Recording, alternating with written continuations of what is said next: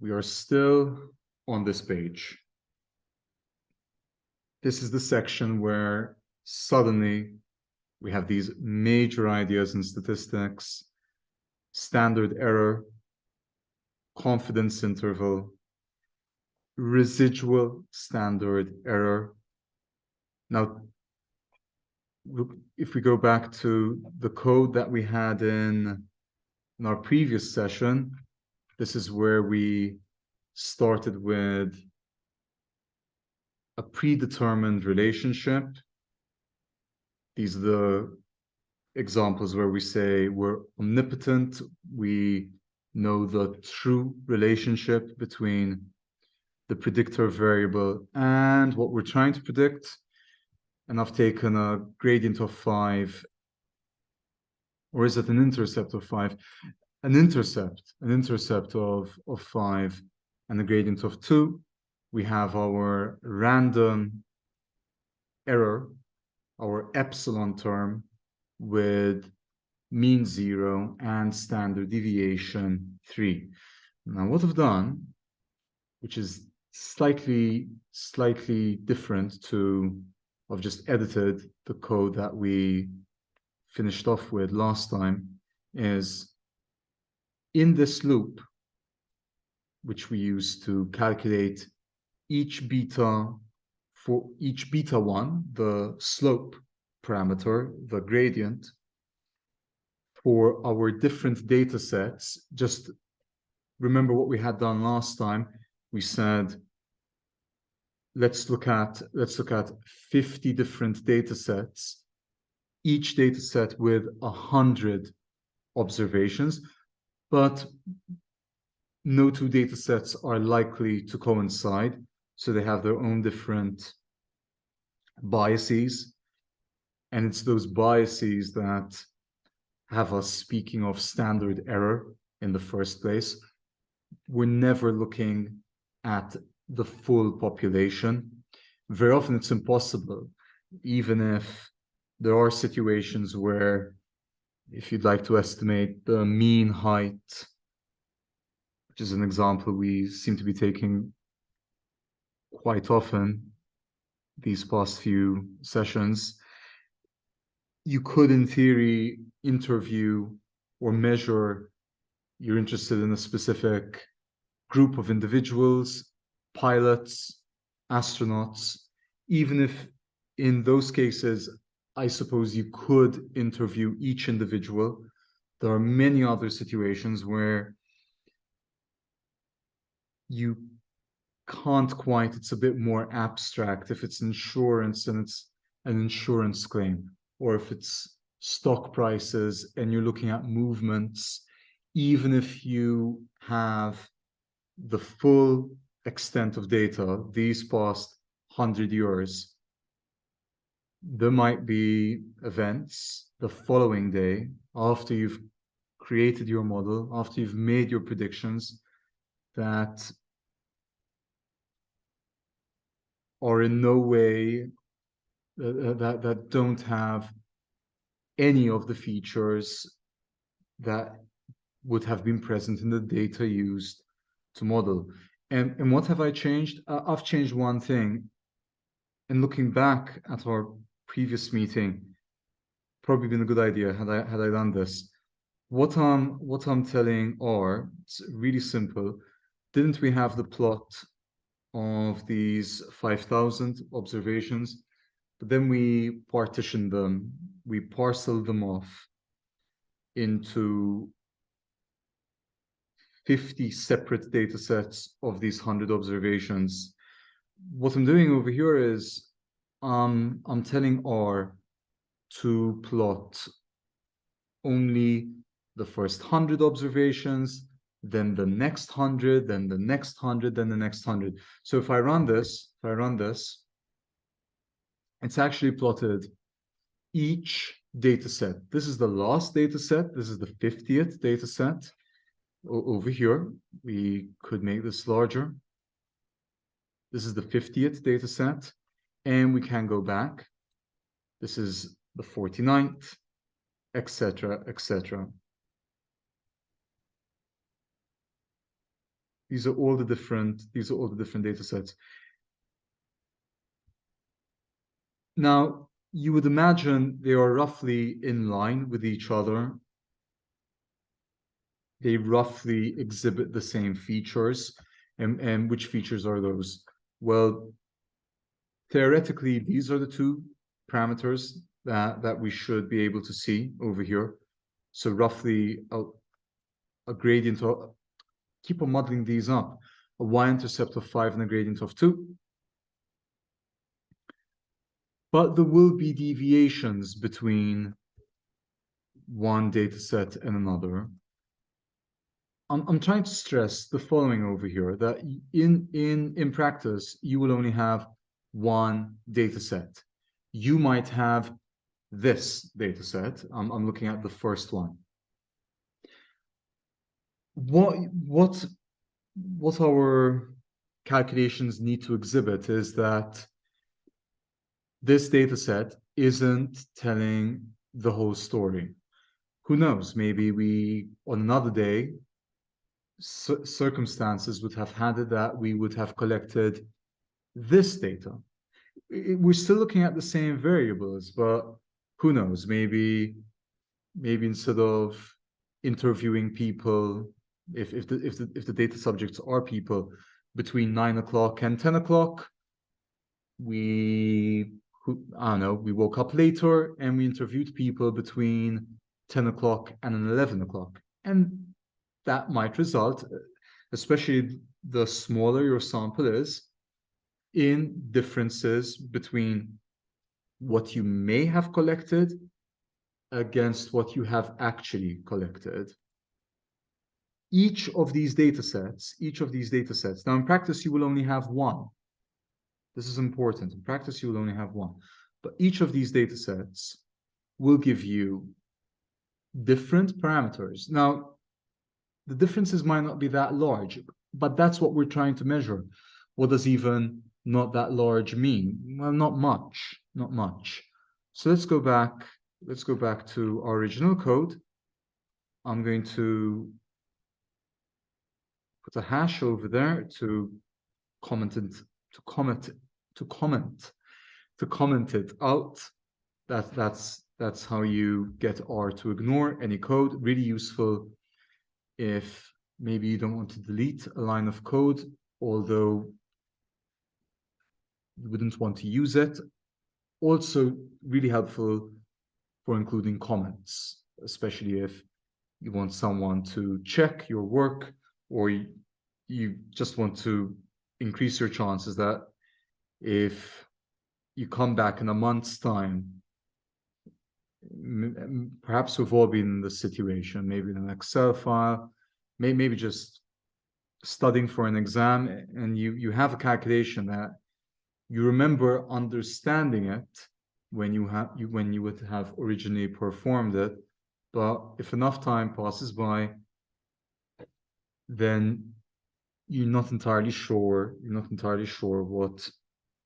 what you would have, what the logic behind it is. So this is where in R, and it's actually considered good practice that every few lines of code are punctuated with comments. Although I'm not using it for comments, I've just done it to remove this line of code. And let's run the whole thing. And running the whole thing does what? It's given us this summary for each beta 1. Beta 1 is the slope. We've calculated 50 betas. You can see them over here. There's a way to remove the name. I think it's unname.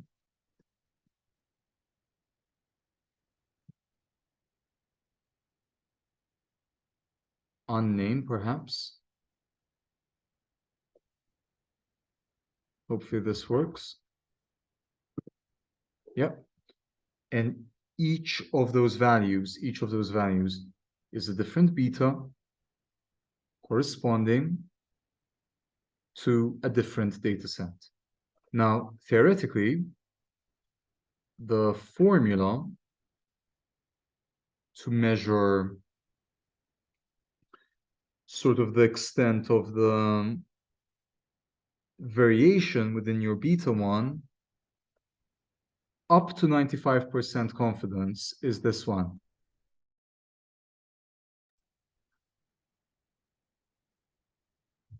How is this calculated? This is calculated using this formula, but you need to square root it. And I really think this is probably, we've said enough on this topic, and hopefully we better understand what we mean by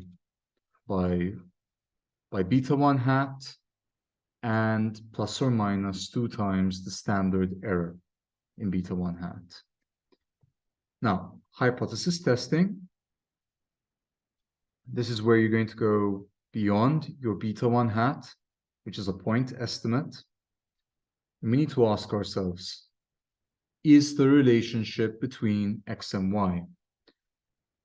Now, just because your beta 1 hat isn't exactly 0, and it will hardly ever be exactly 0, doesn't mean that we should simply conclude that there is a relationship. Remember, beta 1 is the slope. If it's not 0, then there is some kind of relationship. Possibly negative, possibly positive.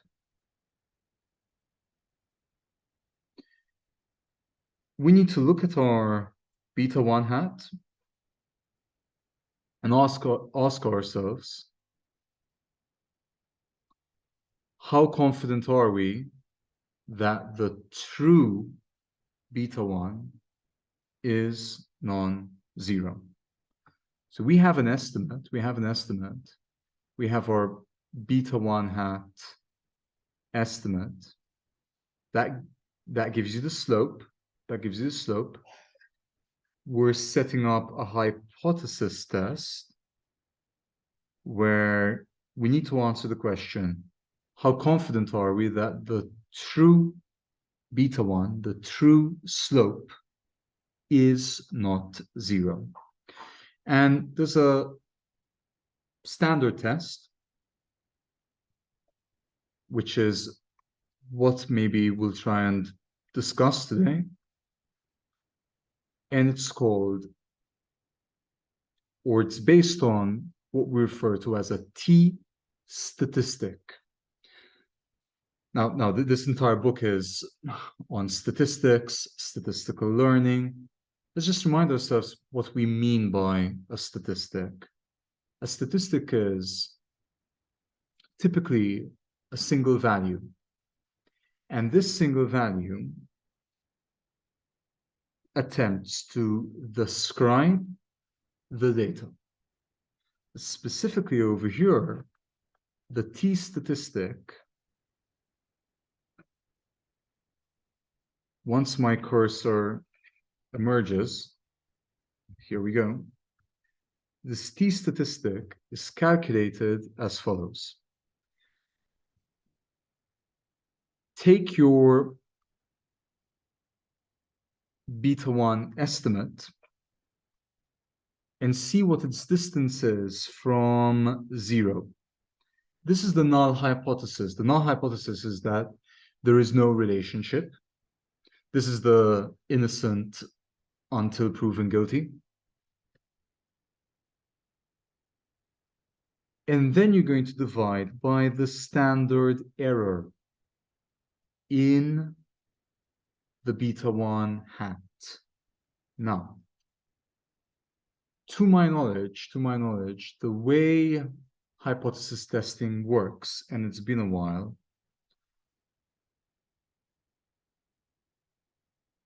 we're going to feed this, once we have the value of t, and for example, it's 17.67 for the slope TV means a slope. It's television. There are two. We can probably find this in the earlier pages. Here we go. Here you go.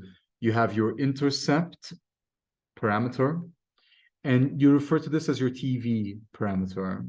And we're regressing units of sales onto the TV advertising budget. It's different units, right? Sales is how many, maybe thousands or 10,000s of units you're selling. Think of microwaves. Think of you name it. You name it. Hotel bookings. TV is measured in. It's going to be a monetary value, dollars, euros.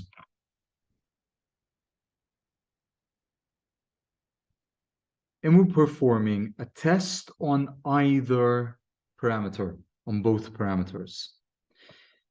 And the test is as follows. We've estimated our beta naught hat, estimated our beta naught hat.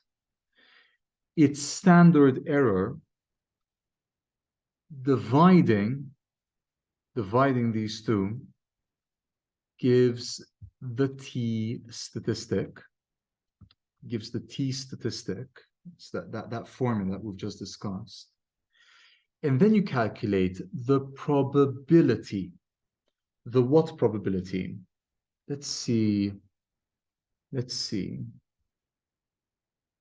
how these things work. I think we would need, let's see. It's actually quite simple, but I realize we're not necessarily. Let me see how the book does it so that we don't. Let me give you the punchline.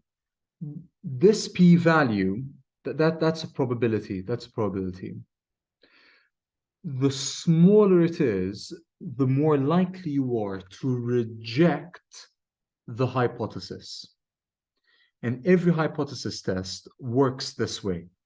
You calculate a p-value, and the smaller it is, and then you normally set a threshold. For example, the book is speaking of 5% or 1%.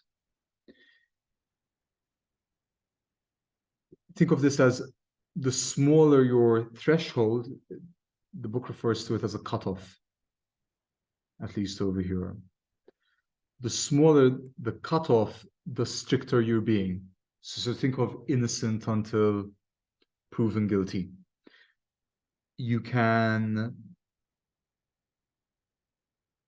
There's a difference between civil court and criminal court. If it's a criminal case, it needs to be, the phrase is beyond a reasonable doubt.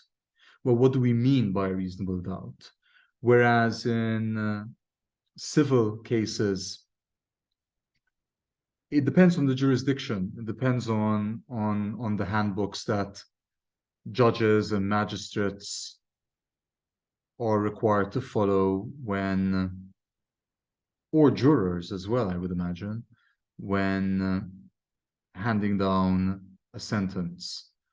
Well, for example, beyond a reasonable doubt might be, for example, you're in the 90%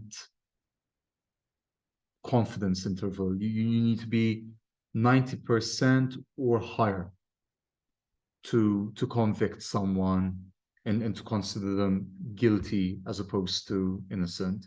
If it's a civil court, to my knowledge, I think it might just even be, if it's greater than 50%, then that's guilty.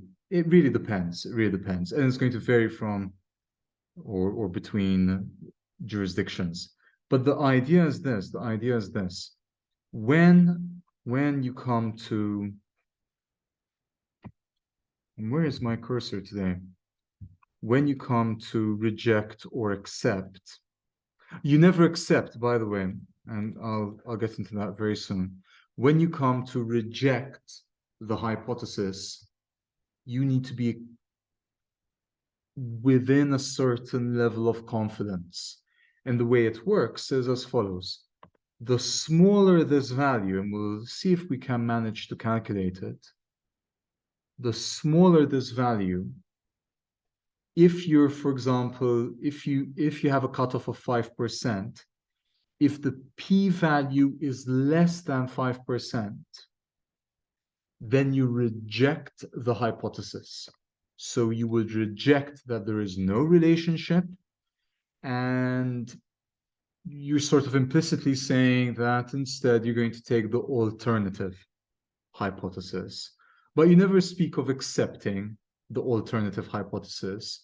We're a bit more conservative in even just the way we phrase things.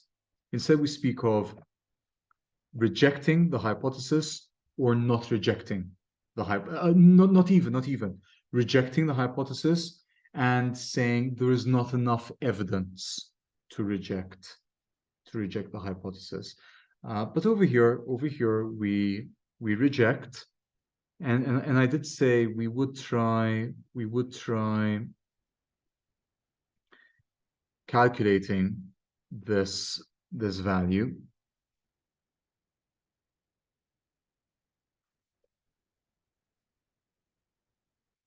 Let's go into R. Not promising anything, but would we have to say T?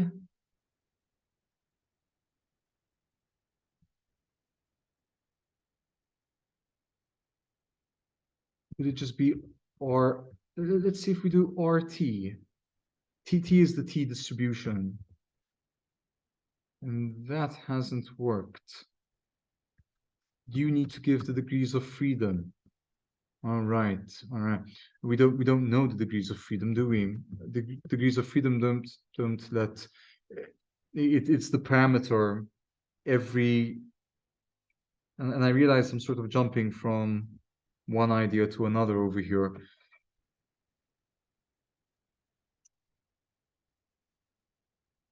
Let's do it this way. Let's do it this way. So, for example,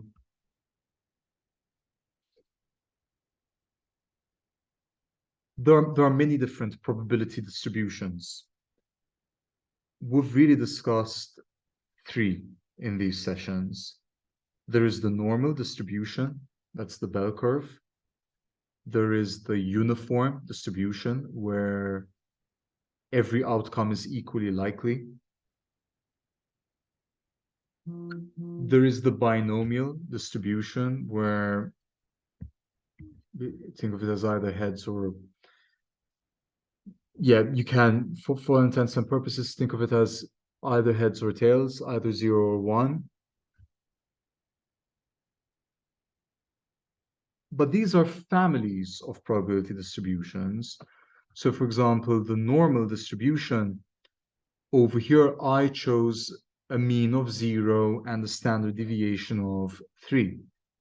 I could take different means and standard deviations, and each one gives me a different member, a different element of the family of normal distributions. It's the same thing. It's the same thing with the T distribution. And the T distribution requires that you specify the degrees of freedom. It's not something we're really going to go into today. So not entirely something I remember either. But if I just call these T values, give you an idea of what the T distribution looks like.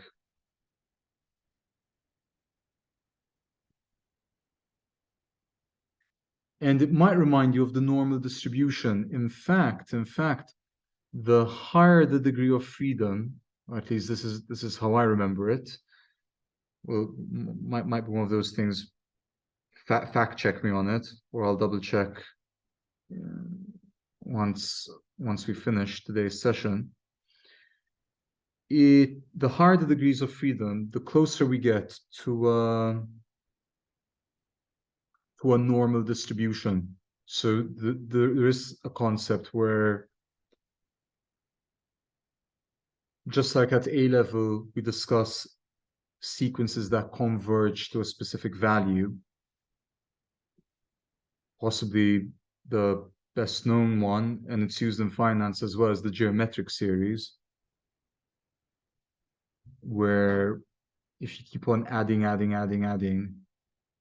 that series converges to a specific sum, and you can speak of the sum to infinity.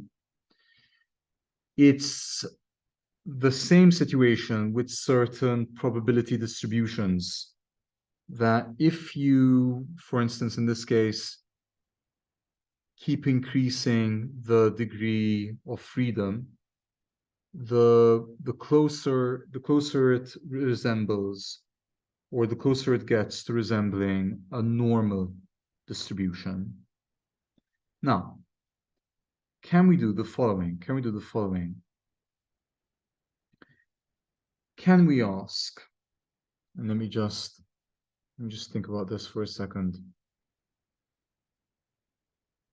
What I would like to discuss, so that you get an idea of how hypothesis testing is performed. What I would like to see is, for example, how do you check? So what's the book saying? The book is saying, if we have, I think this would be maybe the degrees of freedom. If we have 30 degrees of freedom,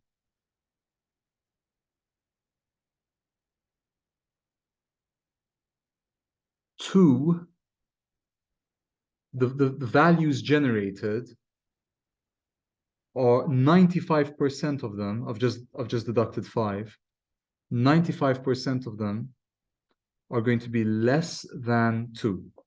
Let's have a look. So what do I need to ask? What if I do t values, and there's probably an easier way, less than 2? Look, this is one way. It's a long way. It's a long way of doing it. But you see all these trues? Some of them are false. So you could actually count the number of trues and divide by 10,000. Divide by 10,000. Let's see. How would I actually do this? Could I say, I'd like to count. I'd like to count.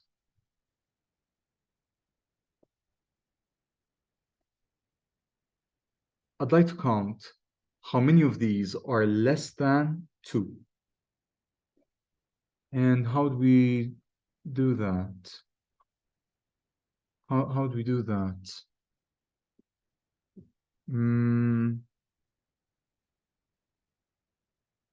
We have t values.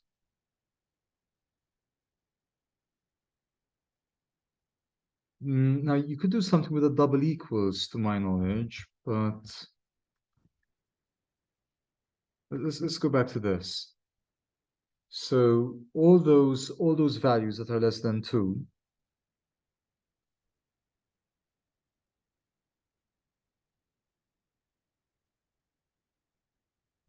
could you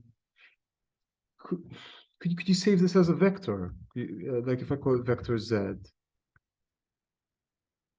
Yes, apparently you can.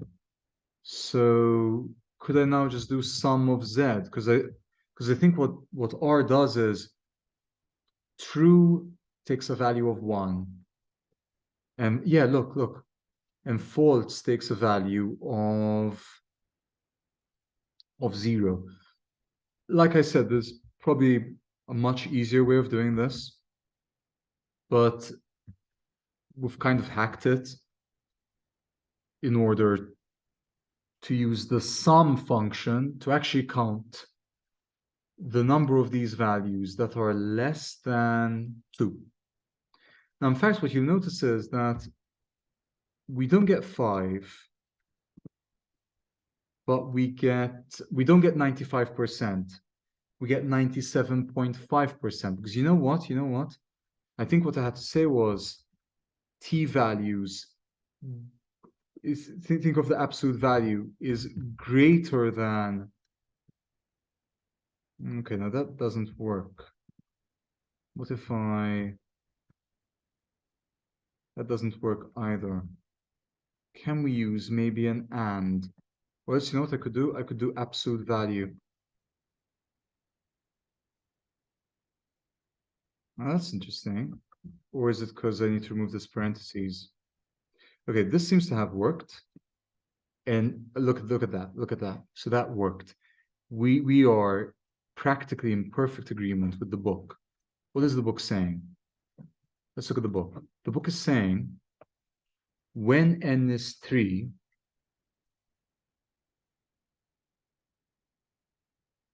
this probability cutoff, 5%,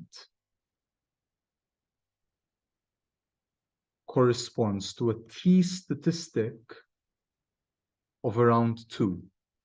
Now, what does that mean? What does that mean? Let's take this 5%. Let's take the 5%.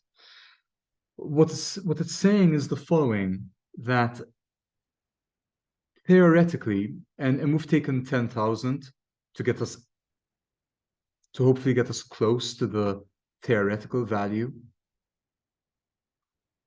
95% of the generated values shall be between -2 and 2. Like this. That's 95% of your values. 95% of your values. If something follows a t distribution with 30 degrees of freedom, it's not that important what the 30 degrees of freedom means for the time being.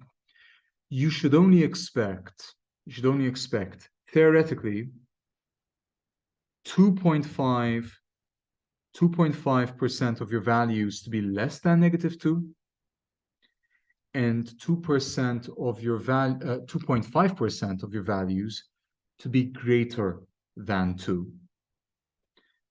Meaning what? That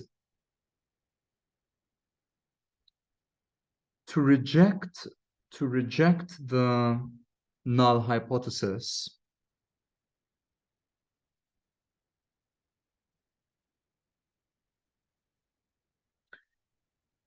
your t statistic, I'll use, well, we're rejecting, right? So shall I use red for rejecting?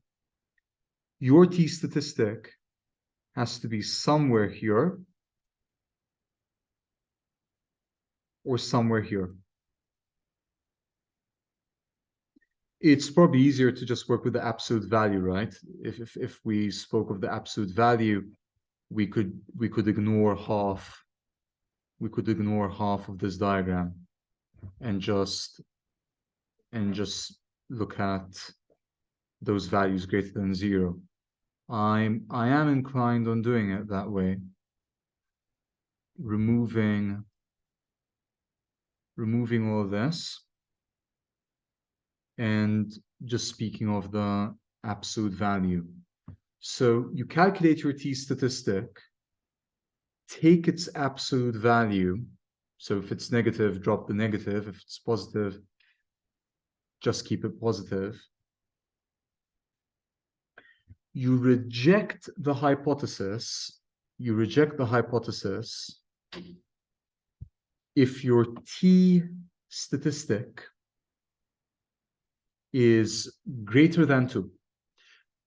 Now, one second, but is this the criminal case where it's beyond the reasonable doubt? Is it a civil case where you simply need greater than 50% likelihood that an individual is guilty? This is at the 95% confidence interval. So I'll use orange, and at the 95% confidence interval, at the 95% confidence interval. So although the book is sort of speaking of a 5% cutoff, but it's the same thing. At the 5% cutoff,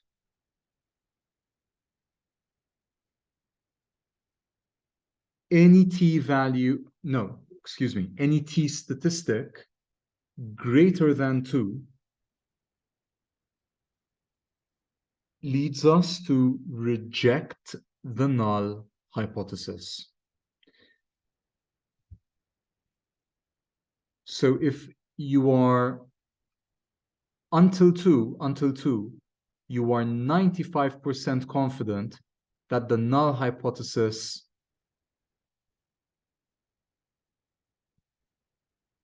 should I say reflects reality? I'll just say that the data suggests or indicates that we have the null hypothesis. Beyond that, you reject the null hypothesis. And that's probably the best I can do over here. So we have this t-statistic of 15.36, significantly larger than 2. And this t-statistic of 17.67, again, significantly larger than 2, which is why the p-value is less than, that looks like 0.01%, right? So much, much smaller than 5 or 1%. Let's see. Table 3.1 provides details of the least squares model for the regression of number of units sold on TV advertising budget for the advertising data. Notice that the coefficients for beta naught hat and beta 1 hat are very large relative to their standard errors. This is what we're comparing. We're comparing the estimate against its standard error.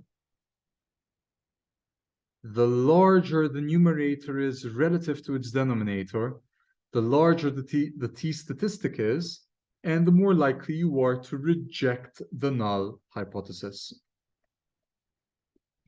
The probabilities of seeing such values if h naught is true are virtually 0. Hence, we can conclude, and we're rejecting h naught over here, hence we can conclude that beta naught is not equal to 0, and beta 1 is not equal to 0. So that's the very first time that we've performed a hypothesis test. The one interesting thing would be how to actually calculate this t-statistic. No, beg your pardon. We know how to calculate the t-statistic. That's 7.0325 divided by the standard error. It's actually how to calculate this probability. And I wonder if we can do this. How would this work? How would this work? Well, we need to use, instead of RT, I think we need to use like DT. Let's see. Okay, this is perfect. This is perfect. Look. DT, PT, QT, and RT. So what does each one do over here? What does each one do over here?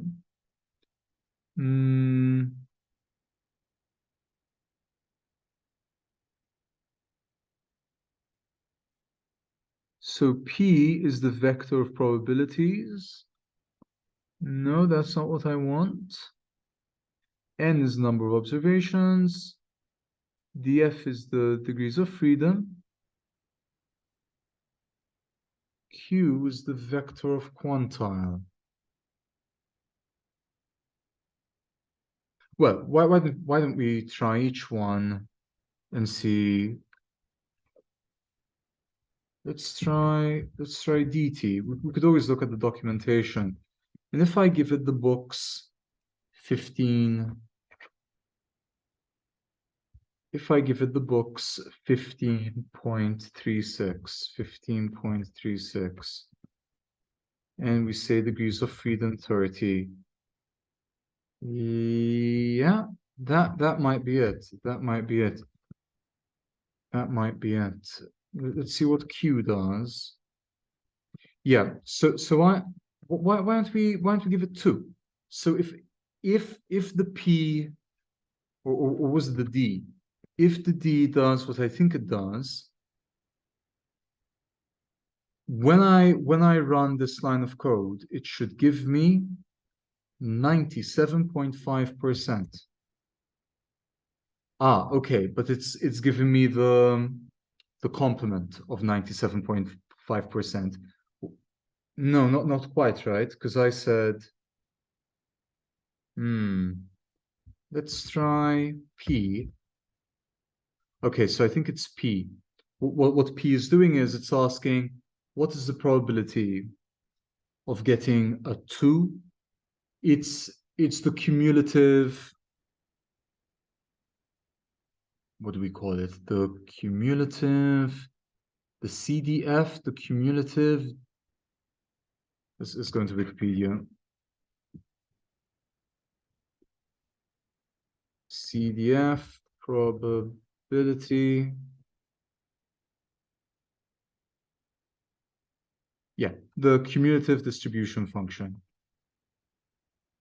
Exactly. Is there like a really simple example over here? By the way, we're looking at the same website. We're looking at the same page over here as when we did that session on Excel when we had met up.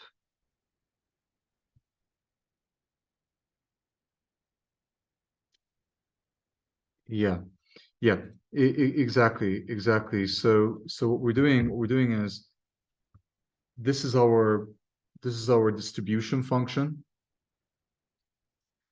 and we're going to set the cutoff at 5%, and the probability that your value that that the values that a randomly selected value is less than 2, is less than or equal to 2, strictly speaking, is or you calculate as PT. P is whenever you could have it for the normal distribution function. You could say P norm, and you could tell it, for example, 0.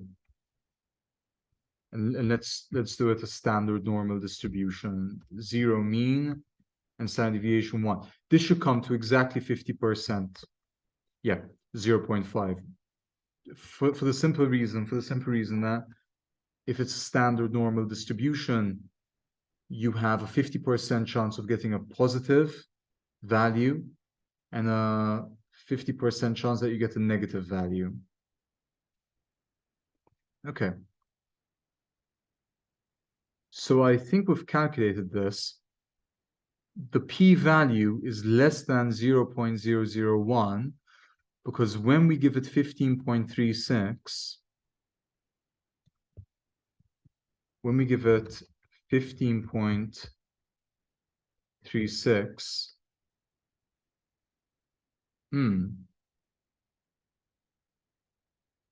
you get 1. Right. Should I be doing 1 minus? Should I be doing 1 minus? Yes. Okay. Isn't this what we had earlier?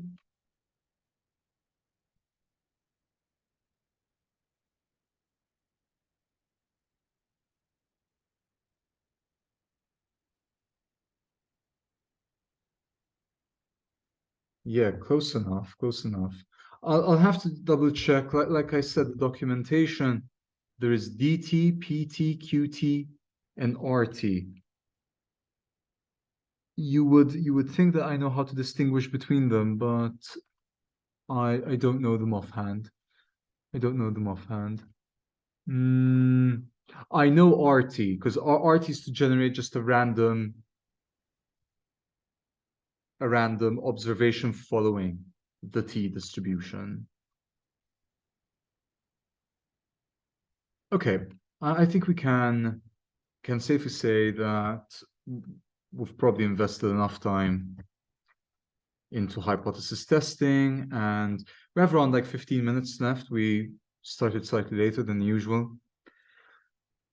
I wonder if I should just skip this section. We started it last time, and I didn't really feel it was getting us anywhere interesting. We'll have to do it at some point. These are fundamental ideas. But it might be a good idea to move on to multiple linear regression. We've spent so many sessions now, easily, I would say a week now of meetings, speaking of simple linear regression and getting into the details, performing calculations. We even looked at how you would calculate the standard error without the formula of the standard error, assuming that you had enough data sets. Although, like I said, in real life, you always have one data set. That it's probably time to move on to extending these ideas to multi-dimensional modeling. So let's have a look. Simple linear regression is a useful approach for predicting a response on the basis of a single predictor variable, what we've been labeling as X. However, in practice, we often have more than one predictor. For example, in the advertising data, we have examined the relationship between sales and TV advertising. We also have data for the amount of money spent advertising on the radio and in newspapers. And we may want to know whether either of these two media is associated with sales. How can we extend our analysis of the advertising data in order to accommodate these two additional predictors? Additional predictors being the radio budget and the newspaper budget or expenditure. One option is to run 3 separate linear regressions, each of which uses a different advertising medium as a predictor. For instance, we can fit a simple linear regression to predict sales on the basis of the amount spent on radio advertisements. Results are shown in table 3.3. So over here, we're regressing sales on radio, and you have your intercept term and your slope term, as well as on newspaper budget. Notice just to keep things in context, the TV slope, we estimated it as 0.05, and it's a lot lower than the radio and similar to newspapers. So it would appear that you're more able to influence the sales using the radio advertising. Let's see. We find that 1,000 increase in spending on radio advertising is associated with an increase in sales of around 203 units. That's the slope. And for newspaper, a $1,000 increase in newspaper advertising budget is associated with an increase in sales by approximately 55 units. Okay. However, the approach of fitting a simple linear regression model for each predictor is not entirely satisfactory. First of all, it is unclear how to make a simple prediction of sales given levels of the 3 advertising media budgets, since each of the budgets is associated with a separate regression equation. Secondly, each of the 3 regression equations ignores the other 2 media, informing estimates for the regression coefficients. We will see shortly that if the media budgets are correlated with each other in the 200 markets, these are just the 200 data points of the individual, in the 200 markets that constitute our data set, then this can lead to very misleading estimates of the individual media effects on sales. Right. So what's going on over here? Well, I think we had a diagram at one point with all three of them. May have been in the previous chapter.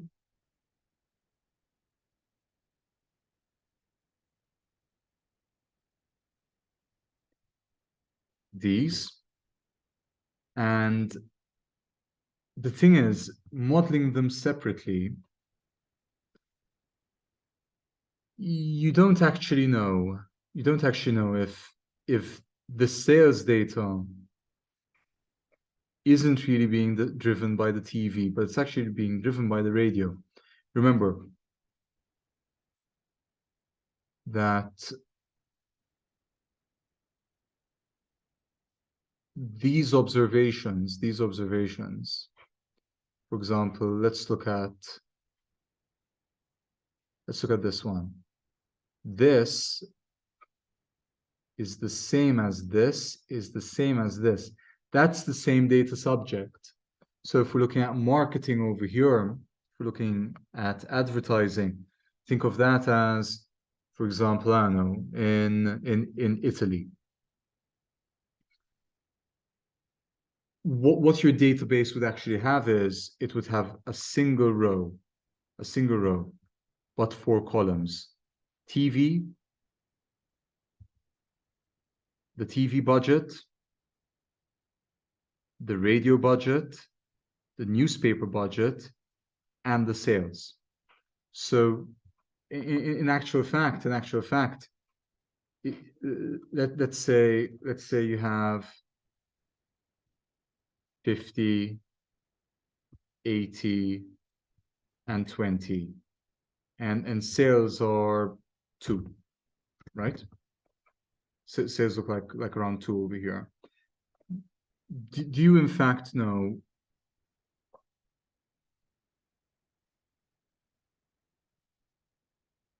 what impact the TV budget had on the 2,000 units sold?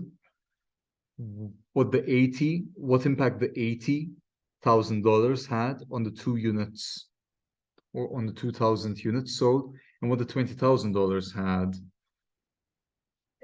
There is this question, isn't there? There is this question: what's actually driving the sales? So, for example, to take this, that's the same data subject. If that's Germany, that's the same data subject in each one. It's the same level of sales in Germany, but you're looking at what you spent on TV in Germany, on radio in Germany, and on newspapers in Germany. So you need to watch out. These TV, radio, newspaper, they might be interacting with each other is the word. So let's continue to see what the book has to say on the subject. And we were over here. Instead of fitting a separate simple linear regression model for each predictor, a better approach is to extend the simple linear regression model so that it can directly accommodate multiple predictors. We can do this by giving each predictor a separate slope coefficient in a single model. In general, suppose that we have p distinct predictors. So, for example, 3 of them: TV, radio, and newspapers. Then the multiple linear regression model takes this form. So now we now have additional we don't have till beta 1. We also have beta 2 until beta p, where xj represents the jth predictor, and beta j quantifies the association between that variable and the response. We interpret beta j as the average effect on y of a 1 unit increase in xj, holding all other predictors fixed. Those of you who've just started partial differentiation, it is exactly the same concept, isn't it? You are holding all the variables fixed. You're not varying them, but you're only looking at how the output changes when you change one of the variables. The effect, the rate of change. So you could even start thinking of, for example, the partial derivative of sales, partial sales by partial radio. Everything else is fixed. Estimating the regression coefficients. So these ideas will now, everything that we discussed earlier will now manifest itself over here. As was the case in the simple linear regression setting, the regression coefficients beta naught until beta p are unknown and must be estimated. Given estimates beta naught hat until beta p hat, we can make predictions. So if you've estimated these, if you have some kind of estimate, you can now estimate y depending on x1, x2 until xp. Notice no error term, because the error term has a mean of 0. So this is your expectation, what you expect. Naturally, then you normally set a confidence interval to give an idea of the uncertainty within your expectation. So I expect Moldova to receive so many points in the Eurovision, or to place to rank in this position, fourth, but with a margin of error, with a confidence interval. So I don't know, but I'm 95% confidence that Moldova will place in the top 6. So it's no longer a point estimate, but you've created an interval now. It's third position, roughly plus or minus 2 positions higher or lower. Maybe I should have said top 5, but you get the idea. Notice there's no hat on x1, x2. That's typically what you know, right? So if I intend to spend so much on TV, then you know it. You know your budget is for next year's marketing cycle, $10,000 on TV, so much on radio, so much on newspapers. The parameters are estimated using the same least squares approach that we saw in the context of simple linear regression. We choose a beta naught hat value for beta naught, a beta 1 hat value for beta 1, until a beta p hat value for beta p, to minimize the sum of squared residuals. This is based on your training data. Your training data for your n observations, and I think in this advertising data set we have 200 of them. You know the sales output for each observation.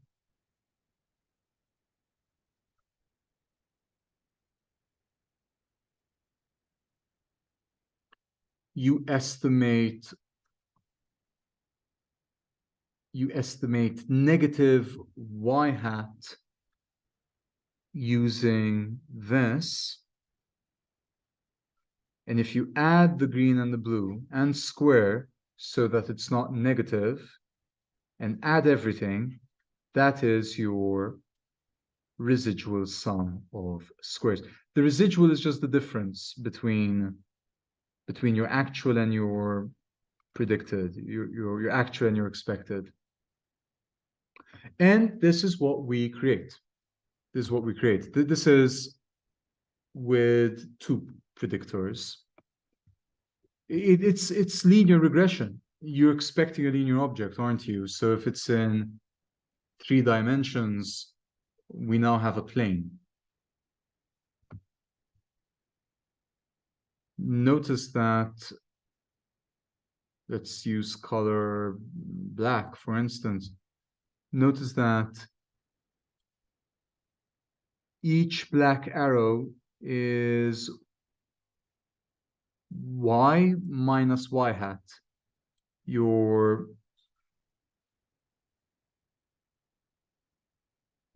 actual minus your predicted.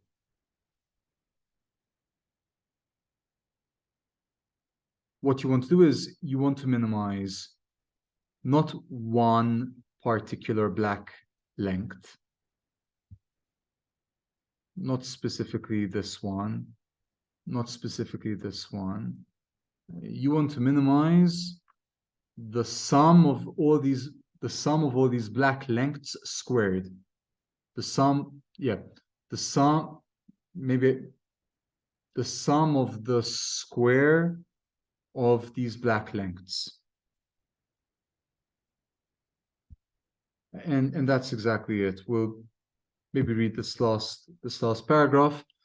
The values beta naught hat until beta p hat that minimize 3.22, that's simply this over here, or the multiple least squares regression coefficient estimates. Now, unlike the simple linear regression estimates, the multiple regression coefficient estimates have somewhat complicated forms that are most easily represented using matrix algebra. So they were very easy, weren't they? Over here, it was just, may have skipped them. It was just these two formulae. And over here, we didn't use partial derivatives. We used exact derivatives, d by, no, actually, I think even over here, we were using partial derivatives, right? We had beta naught, and the RSS is a function of 2. So even in simple linear regression, you still have multiple parameters to estimate. You have your intercept parameter and your slope parameter.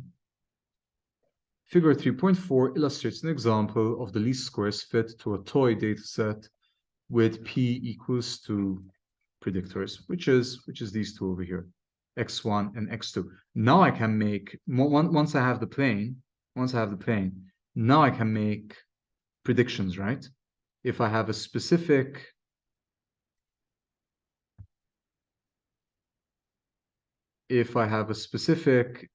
x1 and a specific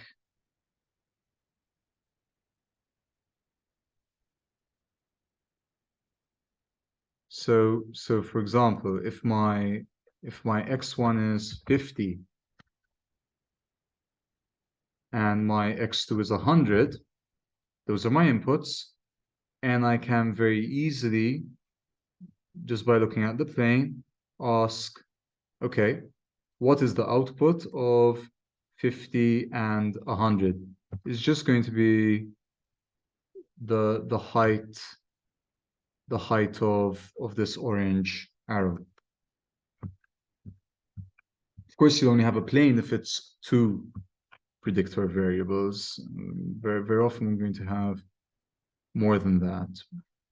This is probably a good place to stop.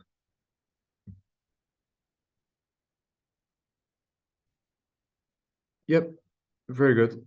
let me just stop recording.